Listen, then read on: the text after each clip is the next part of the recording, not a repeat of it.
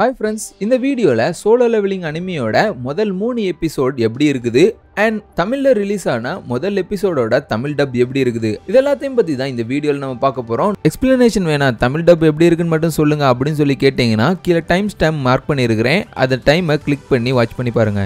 நான் உங்க கிஷோர், நீங்க பார்த்துட்டு இருக்கிறது கிஷோர் பிளேயரும். சேனலுக்கு நியூ கமரா வந்து இருந்தீங்கன்னா ரெட் கலர் சப்ஸ்கிரைப் பட்டனை பிரஸ் பண்ணி நம்ம சேனலை சப்ஸ்கிரைப் பண்ணிக்கோங்க. கூடவே பெல் சிம்லையும் கிளிக் பண்ணிக்கோங்க.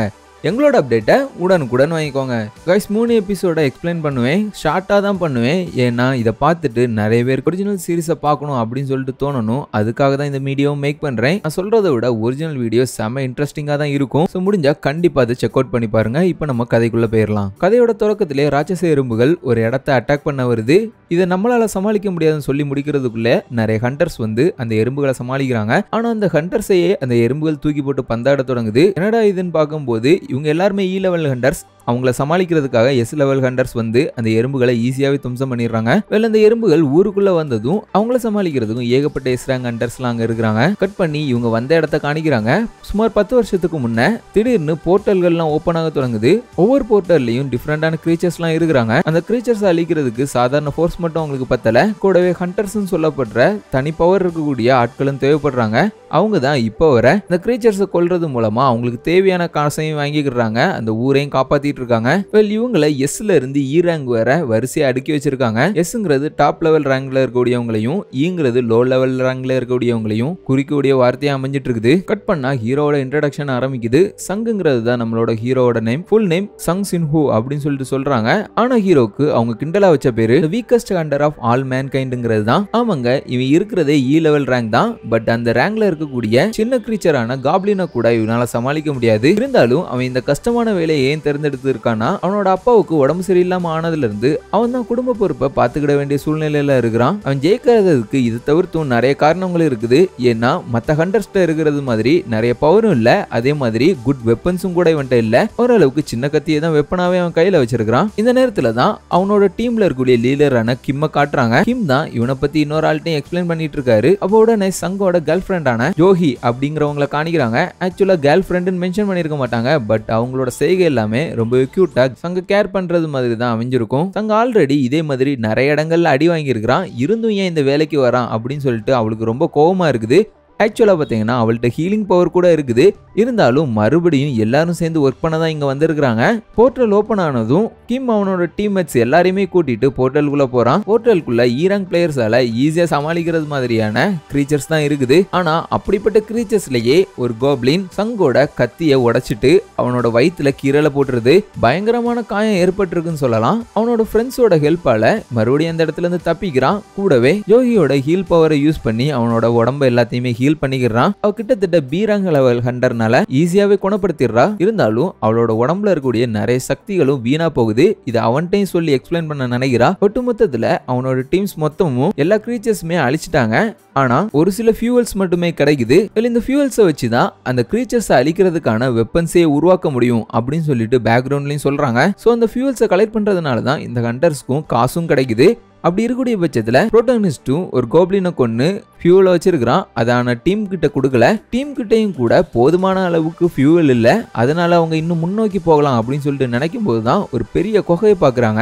நார்மலா இந்த மாதிரி நேரத்துல இப்படிப்பட்ட குகைகளை பார்த்தாங்கன்னா கம்பெனிக்கு அவங்க இன்ஃபார்ம் பண்ணணும். சோ இன்ஃபார்ம் பண்ணலாமா அப்படின்னு சொல்லிட்டு கிம் கேட்க ஒரு சில பேர் ஓகேன்னு சொல்றாங்க. ஒரு சில பேர் இந்த காசு நம்மளுக்கு பத்தாது, அவங்கள்ட்ட சொல்லிவிட்டா அவங்களே வந்து எடுத்துட்டு போயிருவாங்க. சோ நம்மளுக்கு கிடைக்கிறது ஒண்ணுமே இருக்காது, கண்டிப்பா நம்ம உள்ளதான் போகணும் அப்படிங்கறது மாதிரி சொல்றாங்க. கடைசியா ஒரு ஓட்டெடுப்பு எடுக்கிறாங்க. ஓட்டெடுப்புல 2 பேருமே டையான பாயிண்ட் தான் வாங்குறாங்க. நம்மளோட ஹீரோ தான் இப்போ அவரோட பாயிண்ட சொல்லணும். ஹீரோவுக்கு உள்ள போகிறதுல இஷ்டம் இல்ல. ஏன்னா அவரால் சின்ன கிரீச்சரை கூட சமாளிக்க முடியல. இருந்தாலும் அவரோட குடும்ப சூழ்நிலையினால ஓகே சொல்லிடுறாரு. ஆனா இது ஜூயிக்கு சுத்தமாவே பிடிக்கலன்னு சொல்லலாம். அவனை பிடிச்சி திட்டிக்கிட்டே வரா. கடைசியா மொத்த குரூவும் ஒரு கேட்டை பாக்குறாங்க. ஆக்சுவலா இந்த கிங் கேட் கிரீச்சர்ஸ் எல்லாத்தையும் கொண்டு 1 மணி நேரம் வரை ஓப்பன்ல இருக்கும். அதுக்கப்புறமா க்ளோஸ் ஆயிரும் அப்படிங்கிற சொல்றாங்க. சோ உள்ள போலான்னு சொல்லிட்டு எல்லாமே தைரியமா முடிவெடுத்து உள்ள போறாங்க.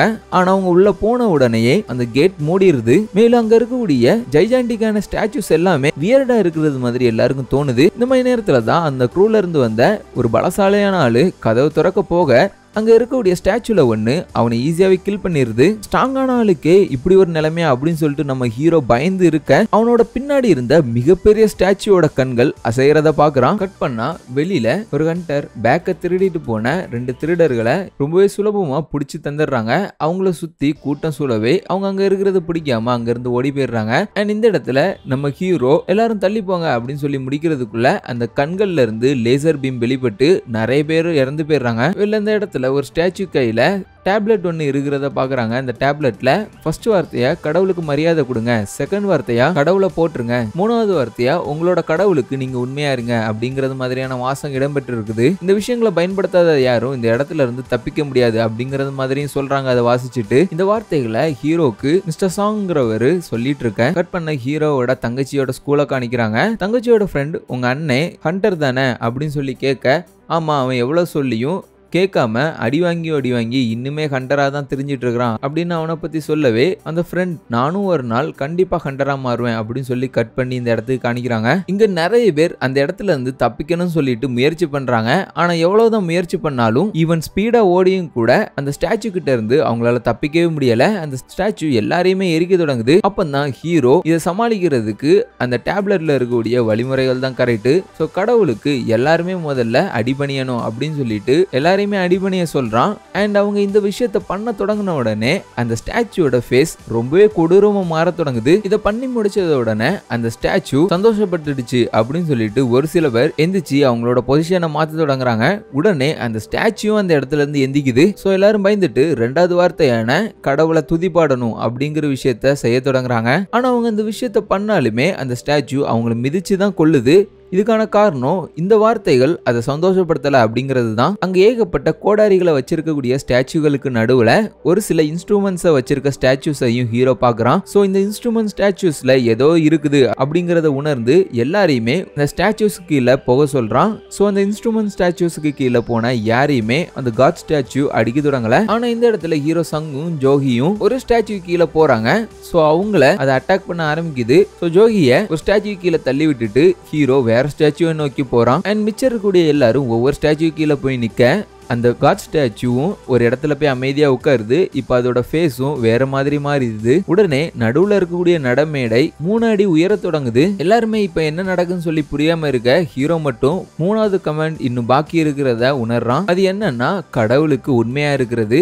அதாவது கூட்டத்துல இருந்து யாராவது ஒருத்தர் அவங்களோட உயிரை கடவுளுக்கு அர்ப்பணிக்கணும் அப்படிங்கறது மாதிரி ஹீரோ சொல்ல அவங்களுக்குள்ளேயே ஒரு சின்ன கான்ஃபிளிக்ட் ஏற்படுது. யாரு பலியாக போறான்னு சொல்லிட்டு கடைசியா முடிவு பண்ணிடுறாங்க. கட் பண்ணா இங்க ஹீரோ தங்கச்சி ஹாஸ்பிட்டல்ல யாரோ ஒரு பொம்பளைய பார்க்க வந்திருக்காங்க. அவங்கள டெய்லியும் பார்க்க வரதா சிஸ்டர் சொல்றாங்க. தென் கட் பண்ணி டஞ்சனை காணிக்கிறாங்க. இங்க அவங்க தேர்ந்தெடுத்த ஆள் அவங்க கையில இருக்கக்கூடிய ரத்த கடை பறஞ்ச துணியை அந்த தீல போட்டும் கூட எந்த ஒரு மூமெண்ட்டுமே இல்ல. சோ அந்த நேரத்துல ஹீரோ ஒரு கிட்ஸோட கேமை ஞாபகப்படுத்துறான். சோ எல்லாருமே அந்த மேடைக்கு கிட்ட போறாங்க. ஒவ்வொரு திசையை நோக்கி நிக்க தொடங்குறாங்க.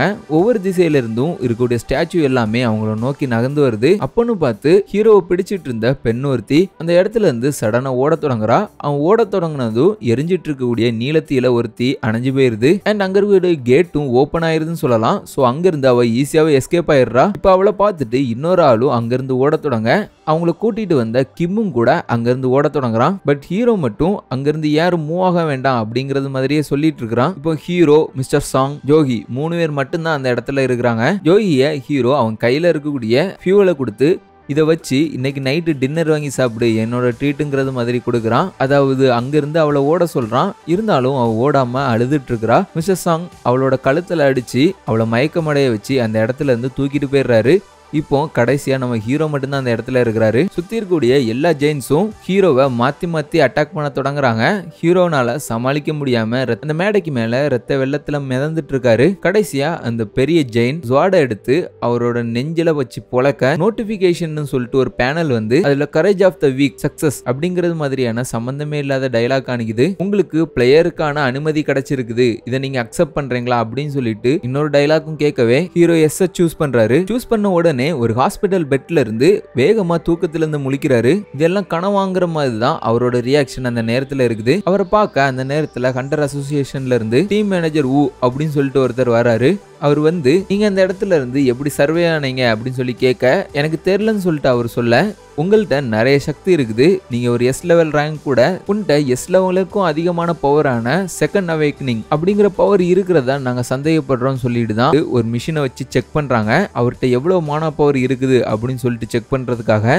ஆனா அவங்க செக் பண்ணி பார்க்கும்போது தான் தெரியுது அவர்கிட்ட வெறும் 10% தான் மானா பவர் இருக்குங்கிறது. நார்மலா ரேங்க்ல இருக்கக்கூடிய ஹண்டர்ஸுக்கு கூட 70க்கு மேல இருக்கும். ஸோ இவன் நார்மல் ஹியூமன் பீயிங் அப்படின்னு சொல்லிட்டு அந்த இடத்துல இருந்து நாங்க தப்பா வந்துட்டோம்னு சொல்லிட்டு கிளம்பிடுறாங்க. மேலும் அவங்க கூட வந்த எல்லாருமே சேஃபா இருக்காங்க அப்படிங்கிற விஷயத்தையும் அவன்கிட்ட சொல்லிட்டு போறாங்க. ஹீரோவை பார்க்க இந்த டைம் தங்கச்சியே வந்திருக்கிறா. மறுபடியும் நீ ஹண்டர் வேலைக்கு போனேன்னா நான் ஸ்கூலை விட்டுட்டு நானும் வேலைக்கு கிளம்பிடுவேன் அப்படின்னு சொல்லிட்டு சொல்ல கண்டிப்பா இனி அப்படி நடக்காதுன்னு ஹீரோ ப்ராமிஸ் கொடுக்குறான். ஆனா அவனுக்கு முன்ன மறுபடியும் அந்த நோட்டிபிகேஷன் டிஸ்பிளே தோன்றுது. இந்த தடவை டெய்லி கோஸ்ட் ஸ்ட்ரென்த் ட்ரைனிங் அப்படின்னு சொல்லிட்டு ஒரு நோட்டிபிகேஷன் வருது. இது அவள் தங்கச்சி கிட்ட தெரியுதா அப்படின்னு சொல்லி கேட்க என் கண்ணுக்கு ஒன்றும் தெரியல அப்படின்னு சொல்லிட்டு அவளும் கிளம்பிடுறா. அவனும் அதை ஓபன் பண்ணி பார்க்கவே புஷ்அப்ஸ் எடுக்கணும், புல்லப்ஸ் எடுக்கணும், ஸ்பிரிண்ட் எடுக்கணும் அப்படிங்கிறது மாதிரி நிறைய டாஸ்க் கொடுத்துருக்காங்க. இந்த டாஸ்கை இன்னைக்குள்ள தவறுற பட்சத்துல பெனால்ட்டியை நீங்க செய்ய வேண்டியது வரும் அப்படிங்கிறது மாதிரியும் ஒரு வார்னிங் காணிக்குது.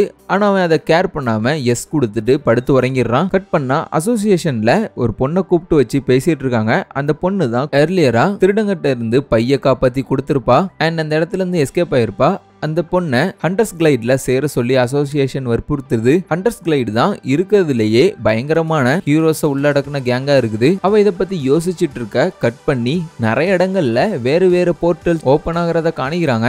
நீங்க மணி 12 ஆகுது. ஸோ 12 அடிச்சது உடனே நம்ம ஹீரோக்கு டெய்லி டாஸ்கோட அலர்ட் முடிஞ்சு பெனால்ட்டி செய்ய வேண்டிய சிச்சுவேஷன் வருது. கிட்டத்தட்ட 4 மணி நேரம் ஒரு பெரிய ராட்சச புழுக்கிட்ட இருந்து அவன் தப்பிக்கணும். அதுதான் அவனோட பெனால்ட்டி. ஹாஸ்பிட்டல் ரூம்ல நர்ஸ்லாம் வந்து செக் பண்ணி பார்க்கும்போது அவன் அந்த இடத்துல இருக்க மாட்டான். அதுக்கு மேல ஒரு பாலைவனத்துல அந்த மிருகத்திட்ட இருந்து தப்பிச்சு ஓடிட்டு இருக்கிறான். 4 மணி நேரம் கழிச்சு மறுபடியும் ஹாஸ்பிட்டலுக்கு வந்து விழுந்துடுறான். அதுக்குள்ள நர்ஸ் எல்லாரும் அவனை தேடி எங்க போனாங்கன்னு தெரியாம முழிச்சிட்டு இருக்காங்க. கூடவே அந்த நோட்டிபிகேஷன் பேனல்ல நீங்க சர்வைவல் டெஸ்ட்டை முடிச்சிட்டீங்க, உங்களோட ரிவார்டை எடுத்துக்கிறீங்களா அப்படின்னு சொல்லிட்டு ஒரு மெசேஜும் வருது. பண்ணா ஜோகி அங்க ஹாஸ்பிட்டல்ல உயிரோடு தான் இருக்கான் அப்படிங்கிற விஷயத்த தெரிஞ்சுக்கிறா. ஸோ தனிமையில இருந்த ஜோகி ஹீரோவை தேடி ஹாஸ்பிட்டலுக்கு வந்துட்டு இருக்கிறா. பட் நம்ம ஹீரோ ஃபுல்லா ரெக்கவரி ஆகி அன்னைக்கு அவனுக்கு காணிக்கப்பட்ட டாஸ்கை முடிக்க தொடங்குறான். அங்க இருக்கக்கூடிய சிஸ்டர்ஸ்க்குலாம் கூட வியப்பா இருக்குது எப்படி இவனுக்கு இவ்வளவு சீக்கிரமா குணமாச்சுன்னு சொல்லிட்டு. ஒவ்வொரு நாளும் டெய்லி கோஸ்டா அவன் முடிக்க அவனோட ஸ்ட்ரென்த், பவர், ஸ்டாமினா இப்படி ஏகப்பட்ட விஷயங்கள்ல அப்கிரேடு கிடைக்குது. அவனுக்கு பிடிச்ச இடத்த அவனால அப்கிரேட் பண்ண முடியுது. மேலும் எக்ஸ்ட்ரா ரிவார்ட் வேணும்னாலும் அவனுக்கு கிடைக்குது. ஃபுல் ரெக்கவரி மாதிரி ஹீலர் இல்லாம ரெக்கவரி ஆகிறதுக்கான பவர்லாம் கூட கிடைக்குது. ஸோ அப்படி ஒரு சீக்ரெட் ரிவார்டா தான் ஒரு கீ அவனுக்கு அந்த இடத்துல வந்து மாட்டுது. அந்த கீ ஒரு டஞ்சனை ஓபன் பண்றதுக்கான கீ. அங்க இருக்கக்கூடிய டிராகன் அவன் அழிக்கும் போது ஒரு மிகப்பெரிய ரிவார்ட் அவனுக்காக வெயிட் பண்றதா சொல்றாங்க. இதை காணிச்சிட்டு இருக்கும் போதே ஊருக்குள்ள ஏகப்பட்ட போர்ட்டல்ஸும் ஓபன் ஆகுது. அந்த போர்ட்டல்ஸை பத்தி காணிக்கும் போதே ஹீரோ அவனோட பிளாஷ்பேக்கை பத்தி நினைச்சு பாக்குறான். ஒரு நாள் திடீர்னு அவனோட வீட்டுல வந்து பார்க்கும்போது அவனோட அம்மா தரையில விழுந்து கிடக்குறாங்க. அவங்க ஒரு எண்ட்லெஸ் ஸ்லீப்பிங், அதாவது கோமோ ஸ்டேஜுக்கு போயிட்டதாகவும் அவங்கள சரி பண்றதுக்கு ஏகப்பட்ட காசு செலவாகும்னு சொல்லிட்டு டாக்டர் சொல்ல அதுக்காக தான் நம்ம ஹீரோவை வேலை பார்க்க தொடங்குற விஷயத்த அப்பவே சொல்றாங்க. ஸோ கண்டிப்பாக இந்த ரிவார்டு அவனுக்கு தேவைப்படுற ஒன்றா இருக்கும். அதனால அந்த டஞ்சனை தேடி அவன் போக தொடங்குறான். மேலும் அவன் இதுக்கு முன்ன போர்ட்டலுக்குள்ள போகும்போது என்னென்ன விஷயங்களெல்லாம் பண்ணான் அப்படின்னு சொல்லிட்டு நினைச்சு பார்க்குறான். அவனுக்கு பேசிக்கா ஸ்ட்ரென்த்துங்கிறது ரொம்பவே கம்மியா இருந்ததுனால தான் எந்த ஒரு மாஸ்டரையுமே அவனால் அழிக்க முடியாம தவிச்சிட்டு இருந்தான். அவனோட ஸ்டாமினா உட்பட மற்ற எல்லாத்தையும் 10ல் வச்சுட்டு அவனோட பவரை மட்டும் 21ல் கூட்டி வச்சிருந்தான். ஸோ இப்போ அந்த போர்ட்டலை ஓபன் பண்றதுக்காக ஒரு சப்வேக்குள்ள போறான். அந்த சப்வேக்குள்ள போனதுக்கு அப்புறம் அவனால வெளியில வர முடியல. கண்டிப்பா அந்த டிராகனை கொன்னுட்டு தான் வெளியில வரணுங்கிற ஆப்ஷனும் அவனுக்கு காணிக்குது. உள்ள ஒரு 3 காப்ளின்ஸை பார்க்குறான். முன்ன அவன் ரேங்க்ல இருக்கும்போது கஷ்டப்பட்டு சமாளிக்க முடியல ஒரு காப்ளினே. ஆனா இந்த டைம் 3 காப்ளின் வந்து நிக்க 3யுமே ஈஸியாவே கொன்னுடுறான். கூடவே அதுகளை கொன்னதுக்கு அப்புறம் ஒரு பெரிய உல்ஃப் வர்றதையும் பார்க்குறான். அந்த உல்ஃபோட வாயில இரும்புனால உருவாக்கப்பட்டிருக்குது. அது அவனோட கத்திய ஒரே ஷாட்ல கடிச்சு எடுத்துருது. இப்போ அவனை நோக்கி அந்த உல்ஃப் பாஞ்சு வர 3வது எபிசோட அதோட முடிக்கிறாங்க. இந்த எக்ஸ்பிளனேஷன் ரொம்பவே ராவா தான் மேக் பண்ணப்பட்டிருக்குது. நான் முன்னவே சொன்னது மாதிரி எக்ஸ்பிளனேஷன் பார்க்காம ஃபுல் எக்ஸ்பீரியன்ஸை பார்க்கணும்னா கண்டிப்பா கிரன்ச்சிரோல்ல ட்ரை பண்ணி பாருங்க. அண்ட் இப்போ இந்த சீரிஸோட தமிழ் டப்பிங் எப்படி இருக்கு அப்படின்னு சொல்லிட்டு பார்ப்போம். ஆக்சுவலா பார்த்தீங்கன்னா தமிழ் டப்பிங் நல்லா இருக்கு, நல்லா இல்லை அப்படின்னு சொல்லிட்டு என்னால் முடிவெடுக்க முடியல. ஒரே ஒரு எபிசோடு தான் கிரியேட் பண்ணியிருக்காங்க. அந்த ஒரே எபிசோடுமே நல்லா பண்ணியிருக்காங்க. பட் ஒரு சில போர்ஷன்ஸ் நல்லா இல்லைன்னு சொல்லலாம். குறிப்பாக 2 விதமாக பண்ணியிருக்காங்க அப்படின்னு சொல்லிட்டு இந்த இடத்துல மென்ஷன் பண்ணணும்னு நினைக்கிறேன். போர்ட்டல்ஸ் எல்லாம் காணிக்கும் போது ஒரு டீப்பான ஓல்டு லாங்குவேஜ் வாய்ஸ் எல்லாத்தையும் யூஸ் பண்ணியிருக்காங்க. பழமையான வாய்ஸ்ன்னு கூட சொல்லலாம். அந்த வாய்ஸ் வரக்கூடிய இடங்கள் எல்லாமே ரொம்பவே ஆக்வர்டா இருக்குது.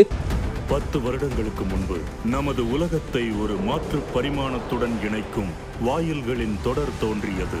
ஒவ்வொரு வாயிலின் மறுபக்கமும் மாய மிருகங்கள் எனப்படும் வினோதமான உயிரினங்களுடன் இணைந்திருந்தது. என்னடா இது இப்படி டப் பண்ணியிருக்கீங்க, நல்லாவே இல்லையா அப்படின்னு சொல்லி சொல்றதுக்கு தான் தோணுது. ஏன்னா அந்த வாய்ஸ் தான் சீரிஸோட ஸ்டார்டிங்ல காணிக்கப்படுது. பட் ரியாலிட்டியா நம்ம ஹீரோவை காணிக்கும் போது தமிழ் டப்பிங் ரொம்பவே சூப்பரா பண்ணியிருக்காங்க. ரொம்பவே கேஷுவலா ஹேண்டில் பண்ணியிருக்காங்க. ஜுஜுட்சு கைசனுக்கு பண்ணது மாதிரியே. இன்னும் ஸ்பெசிஃபிக்கா சொல்லணும்னா ஹீரோயின் கூட ஹீரோ பேசும்போது எல்லாமே சூப்பரான டப்பிங் தான் கொடுத்துருக்காங்க.